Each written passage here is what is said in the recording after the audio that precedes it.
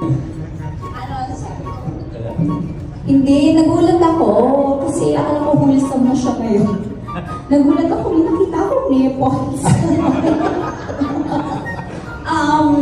Okay naman siya actually. Okay naman yung inalagaan naman yung shot. Nagulat lang talaga ako. And I guess isa yon sa magpapatunay na we will be seeing more of fearless David in this project. Diba? Talagang binigay niya na lahat. So, marami tayong nakabangan sa kanya. But, hindi mo ba madalas nakikita yun sa set? Unfortunately, Wala questions at all, of course. sa kasamaang palad. Actually, wala nga po ako dun sa eksena yun. So, Okay. hindi ko alam na